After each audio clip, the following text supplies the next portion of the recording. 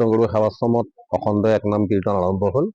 গুৰুজনাই ৰাতিপুৱা ঠিক 6 বজাৰ আগে আগে শ্ৰীমদ ভাগৱত সাৰ কীৰ্তন ঘৰ প্ৰতিষ্ঠা কৰিলে আৰু তাৰ লগে লগে আমাৰ কীৰ্তন ঘৰত এক নাম অখণ্ড কীৰ্তন আৰম্ভ হৈছে।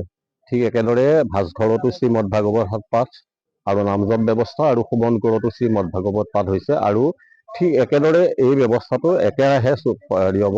আমাৰ 1 ফেব্ৰুৱাৰী ৰাতিপুৱা 6 বজালৈ চলিব আৰু 6 বজাত সমাপ্ত হ'ব। গতিকে আমাৰ বিভিন্ন প্ৰান্তৰ পৰা ভকতসকল আহি পাইছে ইয়াতে। আপোনালোকে দেখিবলৈ পাইছে এই পৰিৱেশটো উদুলি মুদুলি পৰিৱেশ, সুন্দৰ পৰিৱেশ।